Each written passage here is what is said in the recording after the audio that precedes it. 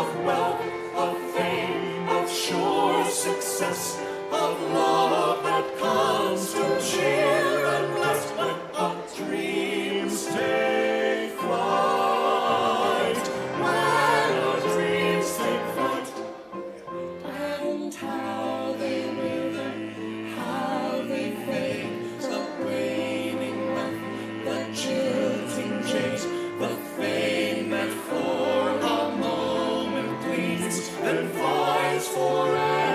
Dreams, what dreams we have, those dreams, and oh how they fly, like rosy clouds that float across the sky. Dreams of love that comes to cheer and bless when our dreams take flight. When our dreams take flight, oh burning doubt and long regret, oh tears we quench, our eyes are wet, heart throbs, heartaches, the plot of pain, the somber cloud, the bitter rain, what dreams we have, and how they fly, like rosy clouds across the sky, of wealth, of fame, of sure success, of love that comes to cheer and bless when our dreams take flight. When our dreams take flight. When our dreams take flight.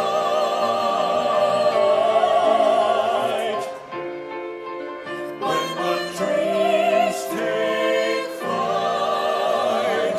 When our dreams take flight.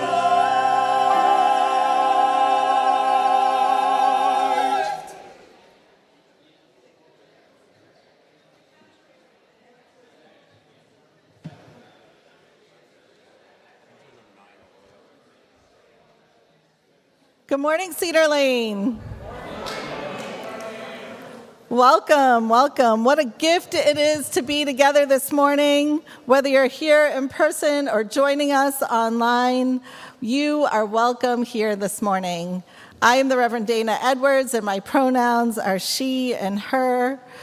And I am a cisgendered white middle-aged woman with short brown hair and black-rimmed glasses, and I'm wearing a pink sweater t-shirt with a multicolored stole and a flowery skirt. I'd like to give a special welcome this morning to our guests and our newcomers, whether this is your first time visiting or your 100th, you are part of this beloved community. At Cedar Lane, love works. Whoever you are, whomever you love, wherever you come from, whatever your life circumstances, your gender identity, your sexual orientation, disability, or documentation status, wherever you are on your spiritual path, you are welcome here. If you're new or still finding your way, we would love to connect with you. Please consider filling out the connections card using the QR code on the screen.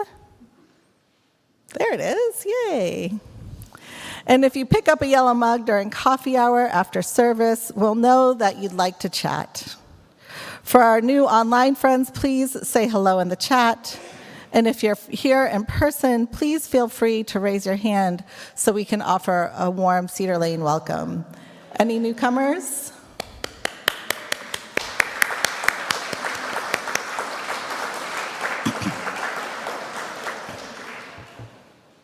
After the service today, We'll have a brief lunch, which we hope you will stay for, followed by our congregation's annual meeting. So please enjoy some lunch and then settle back into the sanctuary for our annual meeting after service.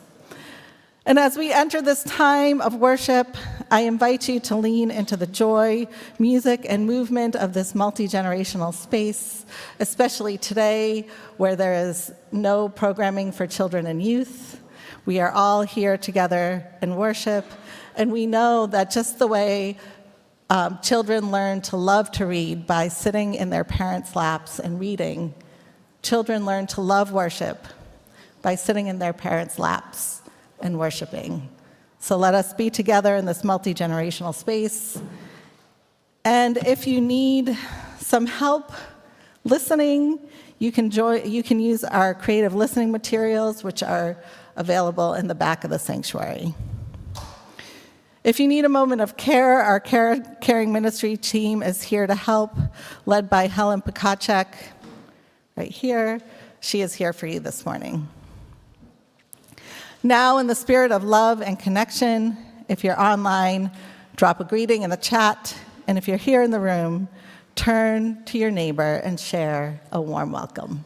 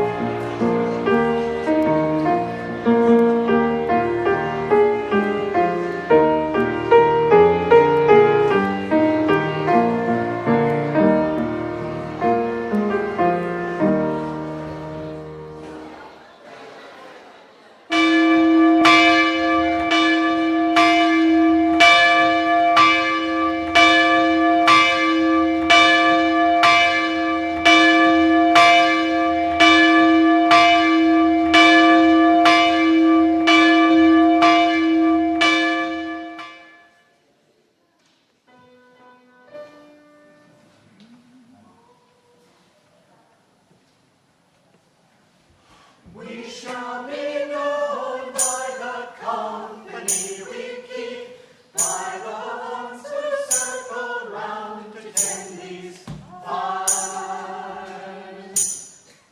We shall be known by the ones who sow and reap the seeds of change alive from deep within the earth. It is time now. It is time now that we cry. It is time we lead ourselves into the well. It is time now, and what a time to be alive. In this great turning we shall learn to lead in love. In this great turning we shall learn to lead in love. We shall be known by the company we keep, by the ones who circle round to tend these fires. We shall be known by the ones who sow and reap the seeds of change alive from deep within the earth. It is time now. It is time now that we cry. It is time we lead ourselves into the well. It is time now, and what a time to be alive. In this great turning we shall learn to lead in love. In this great turning we shall learn to lead in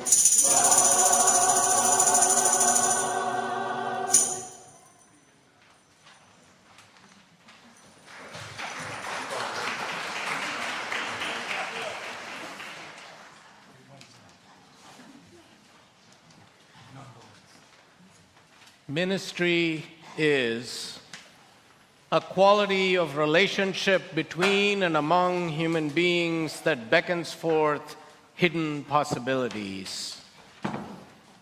Inviting people into deeper, more constant, more reverent relationship with the world and with one another.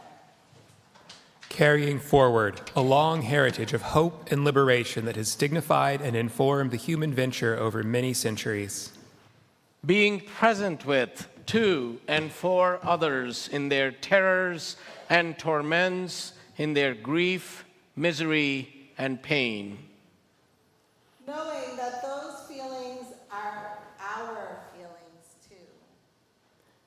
Celebrating the triumphs of the human spirit, the miracles of birth and life, the wonders of devotion and sacrifice. Witnessing to life-enhancing values, speaking truth to power. Speaking for human dignity and equity, for compassion and aspiration. Believing in life in the presence of death, struggling for human responsibility against principalities and structures that ignore humanness and become instruments of death. It is all these and much, much more than all of them, present in the wordless, the unspoken, the ineffable. It is speaking and living the highest we know, and living with the knowledge that is never as deep or as wide or as high as we wish. Whenever there is a meeting that summons us to our better selves, wherever our lostness is found, our fragments are united. Our wounds begin healing, our spines stiffen, and our muscles grow strong for the task. There is ministry. Ministry is all that we do together.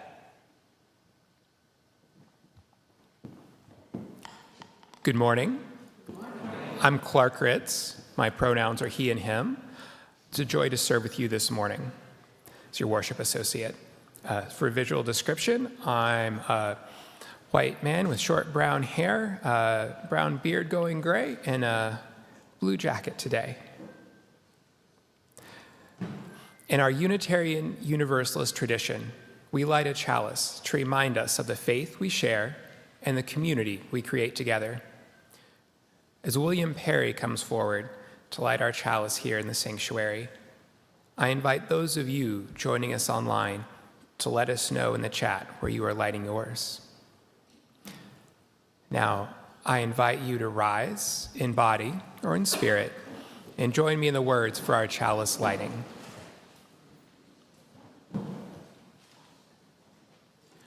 We light this chalice for the work of becoming together, in gratitude for this community, for the relationships that sustain us, the values that guide us, and the hope that calls us forward.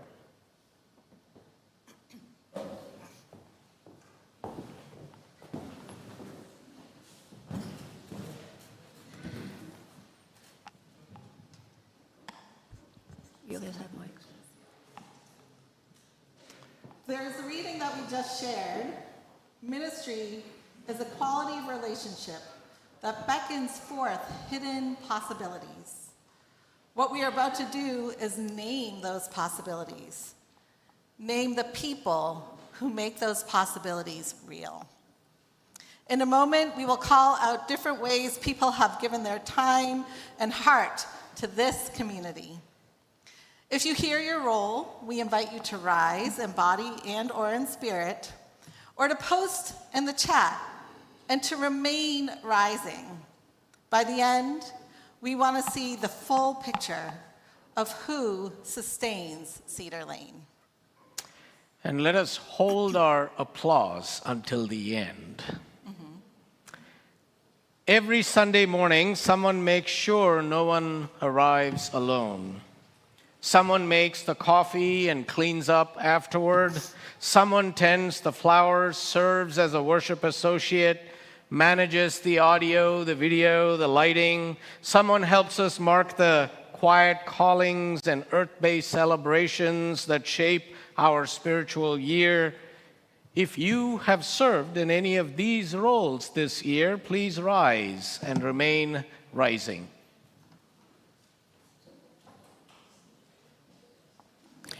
And our music. Someone sings, someone rings the bells, someone picks up an instrument, someone creates and curates art that opens our eyes and our hearts. If that is you, please rise. Cedar Lane's children, youth, and adults grow in faith because people show up. They show up to teach, to guide, to lead soul circles, to create space for questions and for meaning, and to nourish souls. If you have served in any of these roles, please rise. Some of the work that holds this community together happens where most people never see it. Someone fixes what is broken. Someone tends the grounds. Someone makes sure we are safe. Someone keeps our communications flowing. If that is you, please rise. And if you're already risen, just get up on the chair.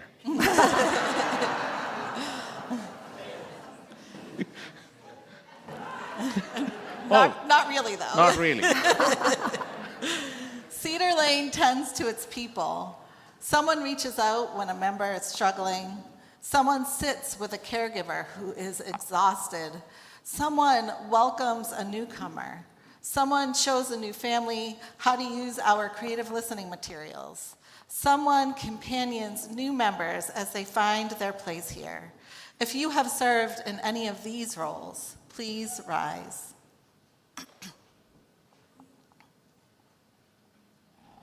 Social justice is not a program at Cedar Lane.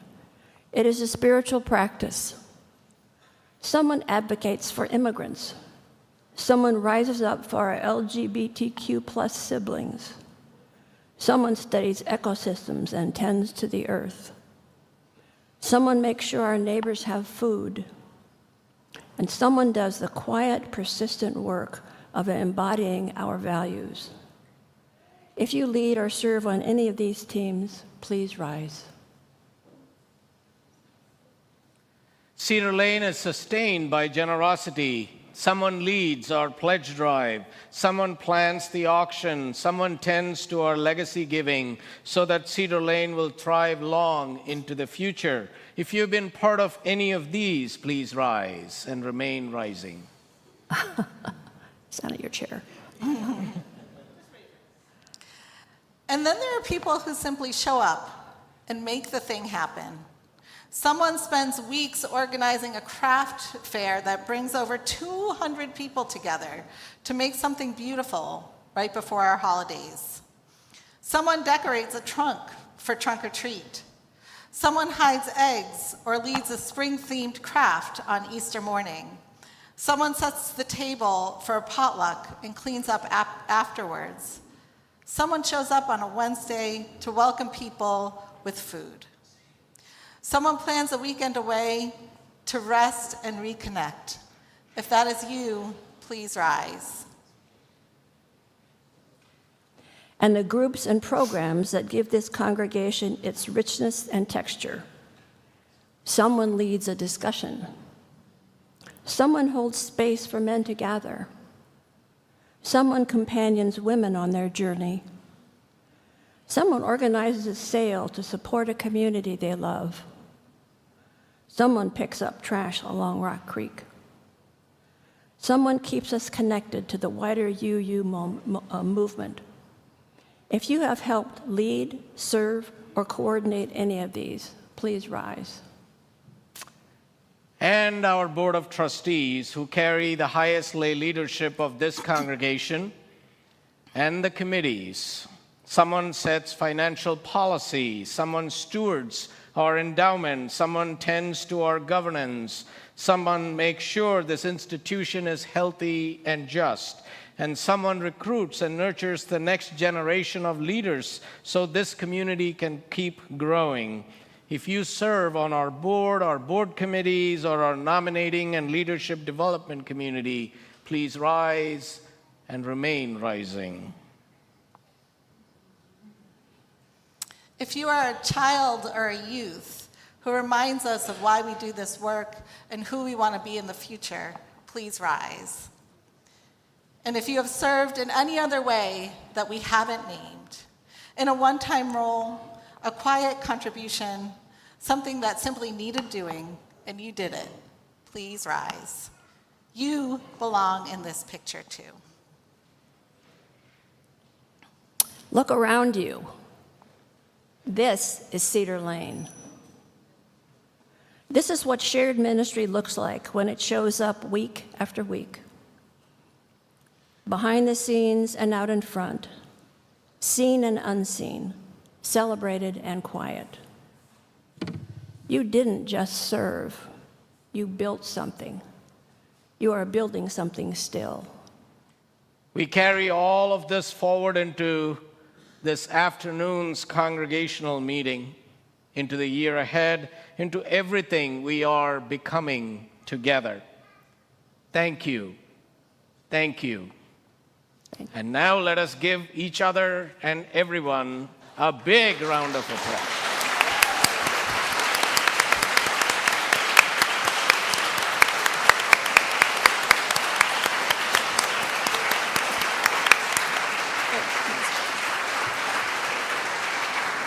Please remain standing. If you're still standing, please rise in body and spirit as you are able to sing hymn number 298, Wake Now My Senses.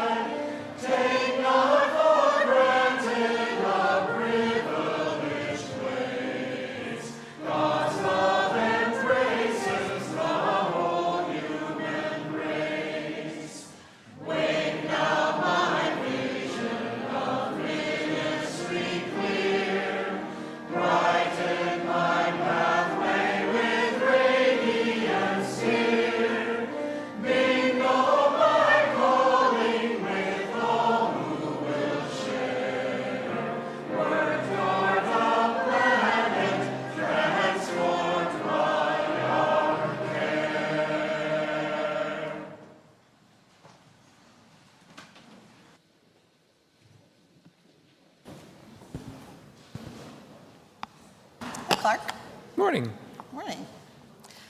Now, we all know at Cedar Lane, announcements aren't just updates. They actually tell a story of the vibrancy and thriving in our community that we just witnessed. Together, we make love work by sharing and embracing every opportunity to engage deeply. First, our annual meeting is today right after worship, both in person and online. We'll vote on the budget, elect new leaders, look ahead together. A light lunch is provided.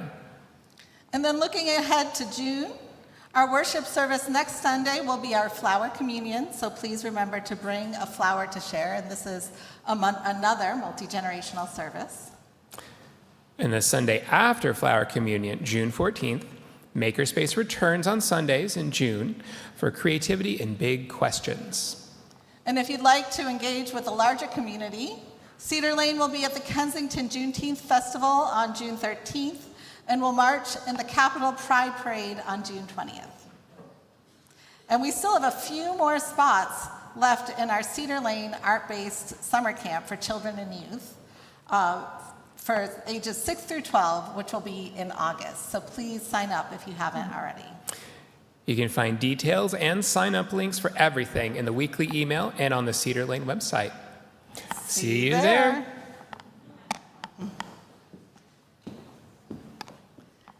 All right.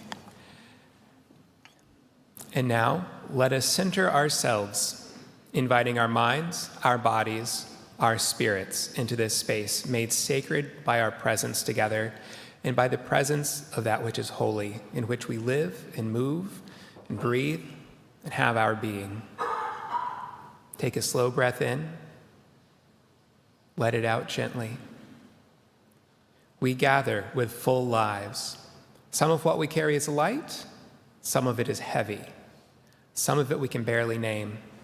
All of it belongs here, and all of you are held. In this moment, we reflect on our joys and our sorrows. We give thanks for a community that holds us through both. Within our Cedar Lane community, we mourn the passing of Carol Berteau, who died on May 25th at home in San Francisco, with her husband Edgar and their daughters Jules and Catherine at her side. May her memory be a blessing, and may all who love her feel our care surrounding them. We hold the many others among us carrying grief and fear and uncertainty in this hard season, knowing that none of them carry it alone. Our caring extends beyond these walls. We remember all those whose lives are scarred by war, by genocide, by violence and displacement, and by the relentless weight of climate change. We especially hold in our hearts the people detained at Delaney Hall in New Jersey, and immigrants everywhere, the sick and the injured, the young and the old, taken from their families, their homes, their lives. May they know that they are not forgotten. In this spirit of remembrance and connection, I invite you to rise in body or in spirit and to speak the names you carry in your heart or share them in the chat. Together, let us hold them in stillness and love.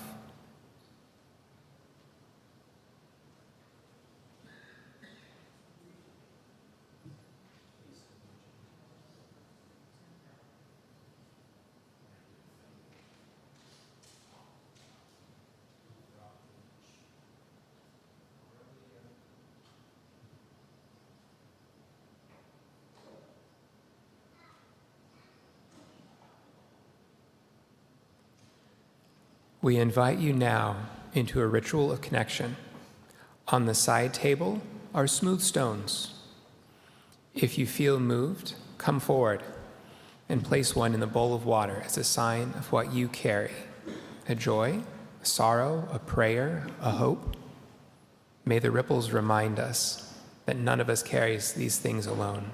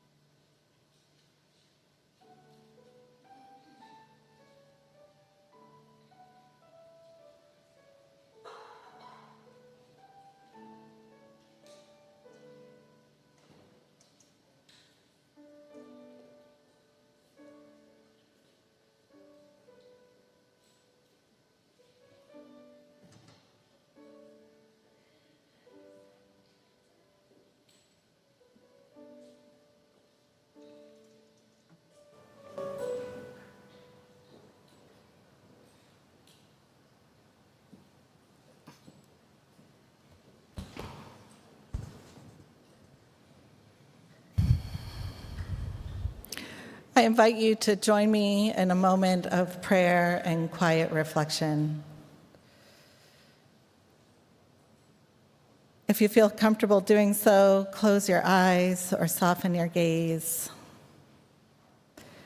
allowing yourself to feel the support of your chair, feel the support of the ground below you,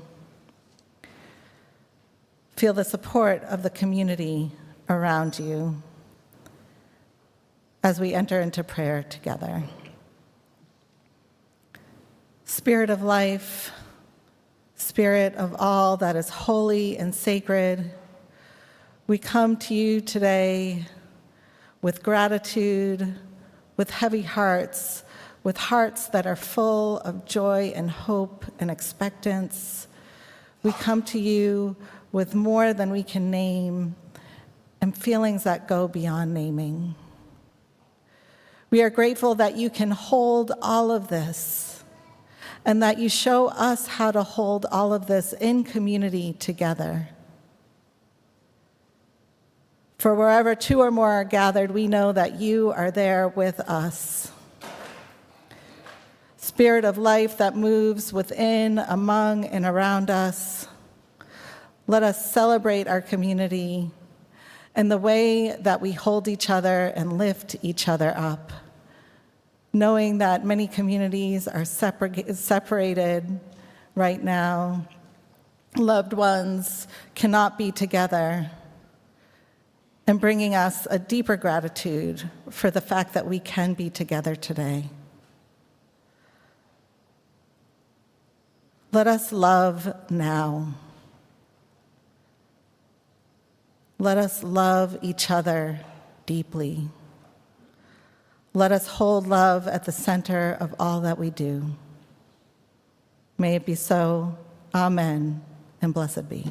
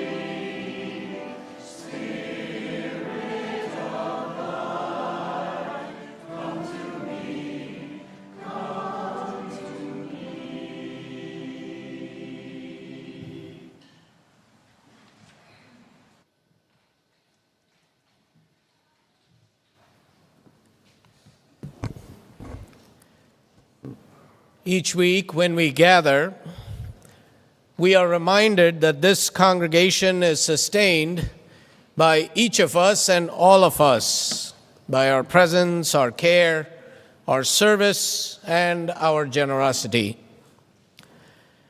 Giving is not simply about meeting a budget. It is one of the ways we live our values and our faith. It is a way of saying that love matters, that this community matters, and that we are willing to invest ourselves in the world we hope to create. This morning, our Share the Plate offering supports the legal clinics being organized by Action in Montgomery, AIM, one of Cedar Lane's long-standing partners in community organizing and social justice work. Over the past year, AIM has been working closely with immigrant families throughout Montgomery County, listening to their stories, their concerns, and asking them what would be most helpful in this moment. At a time when federal immigration enforcement has intensified and many families are living with uncertainty and fear, the answer was clear that people need access to trustworthy legal support. The immigration system is extraordinarily complex and broken, and for many families, even a single consultation with an experienced immigration attorney can be financially out of reach. Yet, that first conversation can make all the difference. It can help someone understand their rights, clarify their options, avoid early mistakes, and establish a relationship with a trusted legal advocate before a crisis occurs. And through these clinics, AIM is making those consultations available at no cost to immigrant families. And congregations like ours help cover the expense so that no one is turned away because they cannot afford legal assistance. $100 provides one legal consultation, one conversation, one family receiving reliable information, one person gaining a trusted contact they can call if they encounter the system. A measure of clarity, dignity, and peace in a time when all three can feel scarce. And our immigrant justice ministry team has embraced this effort because it reflects our mission and the kind of work we have always sought to do. Concrete support for neighbors in our own community, practical help that can make a lasting difference. So if you're able, I invite you to give generously this morning. And there are many ways to give, you know the drill.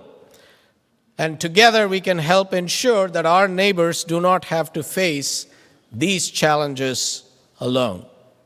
Our morning's offering will now be given and gratefully received.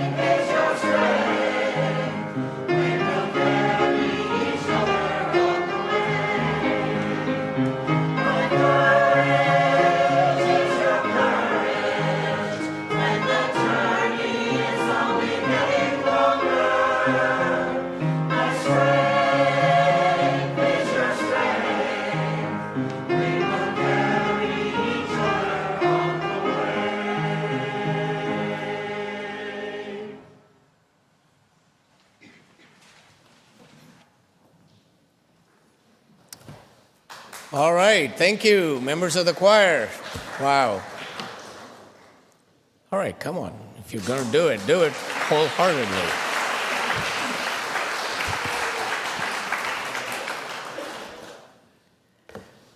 Wow, thank you. There's a thread you follow. It goes among things that change, but it doesn't change. People wonder about what you are pursuing. You have to explain about the thread, but it is hard for others to see. While you hold it, you can't get lost. Tragedies happen, people get hurt or die, and you suffer and get old. Nothing you do can stop time's unfolding. You don't ever let go of the thread. This is William Stafford, The Way It Is. I want to talk this morning about the thread. September 23rd, 1951, over 100 people crowd into the Chevy Chase Women's Club on a Sunday morning. They have dressed up, they have brought their children, and nobody is entirely sure what is about to happen. What they know is this: the Reverend A. Powell Davies, senior minister at All Souls Unitarian Church in Washington, D.C., has agreed to a novel idea. His sermon is being transmitted through a high-fidelity telephone line. And here at the Women's Club, a second box containing all the telephone equipment and a speaker is set up approximately where a minister would stand, hidden behind a basket of flowers. Not a burning bush, a flowering bush, with the voice of God coming through the arrangement. And then the hymns. Someone is doing their level best to synchronize the singing with whatever is happening at All Souls, 5.5 miles away, and there is no music director, no Michael Holmes. And the congregation has never sung together before, and the hymns are unfamiliar to some of the brand new Unitarians who had showed up that Sunday. Glorious cacophony. People starting on different notes and at different times, losing the thread, catching up, falling behind, everyone trying valiantly, and nobody quite managing. And they loved it. They took it all in stride. They persevered. Elizabeth Stark was there, a founding member. Here is what she remembered. Throughout all this, we felt a sense of destiny. There was unbelievable camaraderie and unanimity of resolve. We had a cause. We were in it together, and we had to make it work. We had a cause. We were in it together. We had to make it work. That is the thread. Right there. In that room in 1951, they found it. Or it found them, and they held on. 75 years later, almost, here we are, still holding on. And I want to ask you this morning what that actually means, what it costs, what it requires, what keeps us from letting go, even when sometimes everything in us wants to. Now, the choir sang it. I'm looking for shelter in a friend. We can build a beginning, but I do not know the end. I'm scared of breaking when I bend. We will carry each other on the way. I'm scared of breaking when I bend. Raise your hand if you're feeling that. Yeah. But you see, that is not weakness. It is an honest description of what it costs to hold the thread. Because holding it means staying open when everything in us wants to pull back and protect ourselves.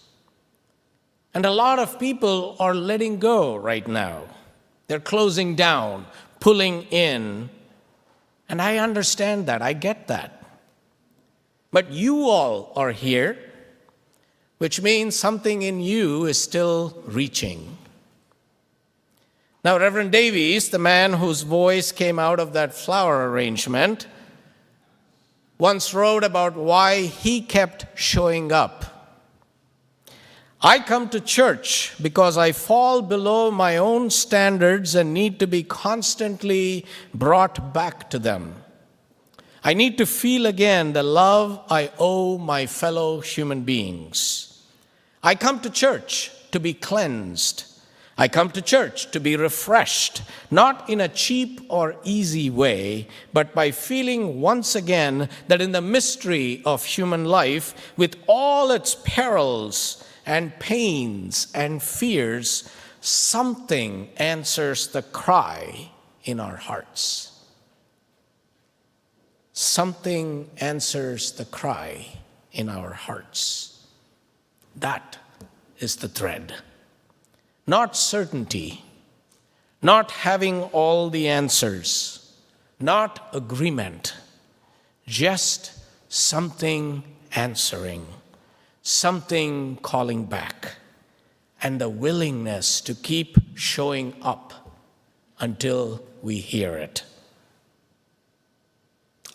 The writer Anne Lamott wrote this years ago when her son Sam was little.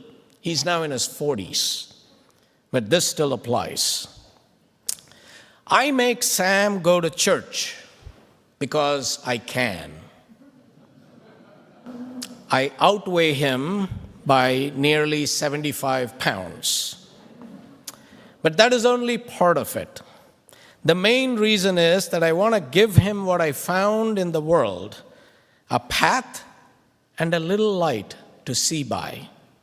Most of the people I know who have what I want, purpose, heart, balance, gratitude, joy, are people with a deep sense of spirituality.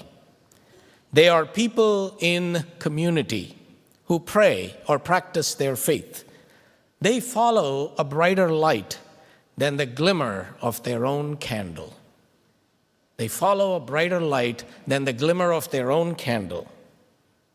While we hold the thread, we cannot get lost.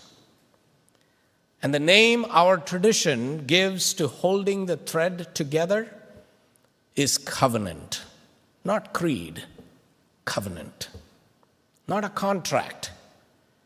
A contract has exit clauses.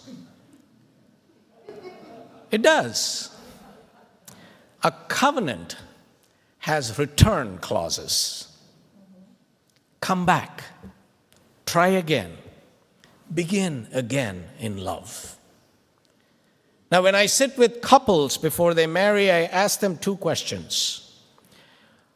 What promises must you make to one another to have a relationship of love and integrity? And what commitments do you make now so the relationship survives the tough times down the road? And if they still want to be part of the conversation, they answer those questions. That is covenant, not the honeymoon. The promise you make for after the honeymoon, when it gets hard and real and worth it. And that is what this congregation is. The thread. There's a poem written by the Persian mystic Baba Afzal Kashani, which is almost always credited to his contemporary Jalaluddin Rumi, the one that we are all familiar with, "Come, come, whoever you are, Well, Rumi didn't write it. It was Afzal Kashani. Come, come back. Come, whoever you are, infidel, fire worshiper, idol worshiper, come. Be not hopeless in our court, even if you have broken your vows 100 times, come, come again. Even if you have broken your vows 100 times, come again. That is Cedar Lane in one poem. And that is also what Elizabeth Bartlett Grannis was living out. Now, Grannis was a humanitarian and suffragist in the later part of 19th and early 20th century. And at the turn of the 20th century, the elders of her New York congregation formally voted her out because she dared to challenge a popular pastor who was also a sexual predator. And because she dared to bring her adopted black daughter to worship in an all-white church. The elders said she had violated decency and decorum. What she had actually violated was their comfort. And she came back anyway, every Sunday, her daughter right beside her, because she believed the congregation was larger than its current failure. She held it accountable to what it claimed to be. And nearly 100 years later, the congregation voted her back in after she had died and said, "She redeemed us." And that is the kind of community we are trying to be. Not the congregation that expelled her, the one she believed in anyway. The theological claim at the heart of Unitarian Universalism is not that we all believe in the same things. It is that we are bound to each other across our differences, in spite of our differences, by something larger than our own preferences, our own opinions, our own privilege, our own comfort, and our own human tendency to drive each other batty. That binding, that is the thread. And holding it requires us to see each other and see each other not as obstacles or irritants, but as, and I mean this theologically, as holy, as unfinished, as still becoming, as works in process. You know, I like to say that Unitarian Universalism has helped me move from being a piece of work to being a work in process. That's what this faith is. And the Reverend Charles Grady called congregations like this one clearings in the wilderness. He meant our wilderness, this one, right now, with exactly this much fear and beauty all at once. A place to stop, to catch our breath and find our bearings, pick up the thread, back up. And that is what those 100 people were building in 1951, singing out of tune, laughing about it, and leaning in anyway. The wilderness has not gotten smaller, so the clearing matters more. And here is what the clearing makes possible. The Swedish poet Thomas Tranströmer describes standing in an enormous Romanesque cathedral with tourists crowding all around him, half dark, candles guttering, and an angel whispers something that goes all through his body. He writes, "Don't be ashamed to be a human being. Be proud. Inside you, one vault after another opens endlessly. You'll never be complete, and that is as it should be.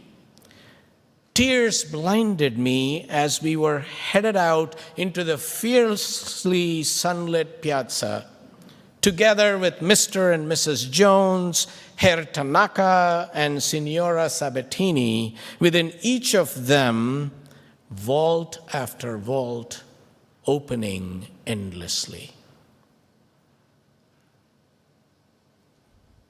And that is what we are practicing here, seeing every person around us as unfinished, incomplete, still opening, still becoming. Not in spite of imperfection, but because of it. The clearing exists so we can practice believing that about ourselves and each other. So we can hold the thread together and not have to find our way home through the dark alone. Adrian Rich, many years ago, wrote a poem called Fantasia to Elvira Shataeva. Elvira Shataeva led 8 women up Lenin Peak in 1974.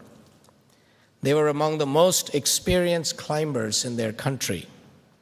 And a storm came, the worst in 25 years, with winds over 100 miles an hour and temperatures well below zero. It shredded their tents. One by one, her teammates died around her. Shataeva stayed on the radio with base camp until the very end. And her last transmission, "I am alone now with just a few minutes left to live. See you in eternity." See you in eternity. Her husband found the bodies and found the torn pages of a diary. So Adrian Rich imagines what those women knew in those final hours, what they had become together that they could never have become alone. She writes, "Now we are ready, and each of us knows it. I have never loved like this. I've never seen my own forces so taken up and shared and given back. We know now we have always been in danger, down in our separateness, and now up here together, but till now we had not touched our strength. What does love mean? What does it mean to survive? A cable of blue fire ropes our bodies, burning together in the snow. We will not live to settle for less. We have dreamed of this all our lives. We have dreamed of this all our lives. We know now we have always been in danger, down in our separateness." That's not metaphor, friends.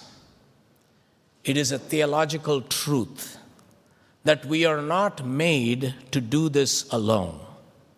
We are made for community, for covenant, for the clearing, for the thread. Up here together we begin to touch our strength. Our founders, they had a cause. They were in it together. They had to make it work. So do we. So are we. So will we. And the voice came out of the flowers. They sang out of tune. They had no idea where they were going or what they were doing. They showed up anyway. That is the promise. That is all the promise there ever is. you don't ever let go of the thread. Amen. Amen.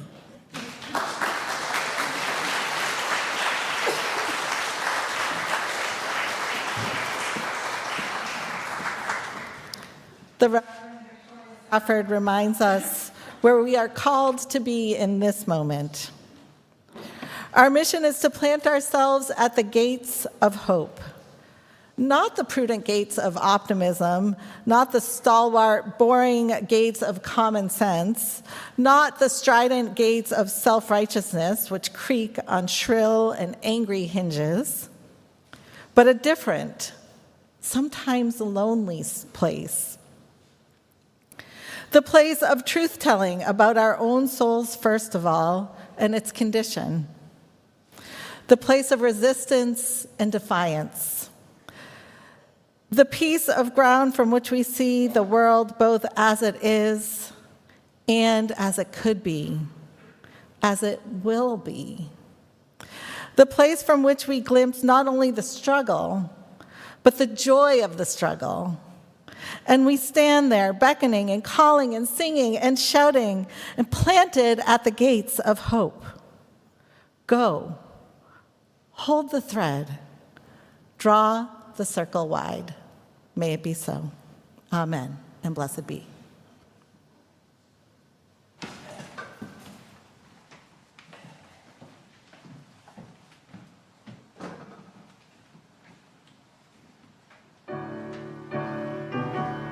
Draw the circle wide. Draw the circle wide. No one stands alone, we'll stand side by side. Draw the circle wide. Draw the circle wide.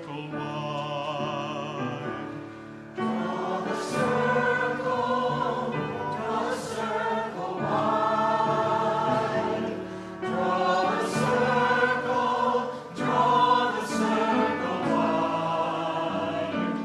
No one stands alone, we'll stand side by side. Draw the circle wide. Draw the circle wide, draw it wider still. Let this be our song. No one stands alone, standing side by side. Draw the circle wide.